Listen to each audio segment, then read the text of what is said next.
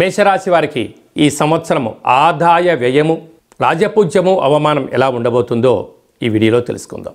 వీరికి ఈ సంవత్సరము ఆదాయం 12, వ్యయం 14. చూడండి విధి ఎంత వైపరీత్యమైనటువంటిదో. 14 రూపాయలు ఖర్చు ఉంటే కేవలం 12 రూపాయలు వీరు సంపాదించబోతున్నారంటే 2 రూపాయలు అప్పు కాబోతున్నారు. కనుక మనము ఏం తెలుసుకోవాలి అన్నట్లయితే వీలైనంత వరకు సమయం, ధనం వృధా చేసుకోవద్దు అని చెప్తుంది. అంటే స్వమర్థనంగా ఉన్న అధికమైన ఖర్చులు పెట్టినా ఖర్చులకు కళ్యం వేయలేకపోతే ఈ సంవత్సరం అప్పుల పాలయ్యే అవకాశం అధికంగా ఉంది అని చెప్పి గమనించాలి. అలాగనే రాజ్యపూజ్యం 5, అవమానం 7. మధ్యవర్తిత్వ కార్యక్రమానికి దూరంగా ఉండండి. అప్పులు ఇచ్చి పుచ్చుకునే వ్యవహారంలో చాలా జాగ్రత్త అవసరము.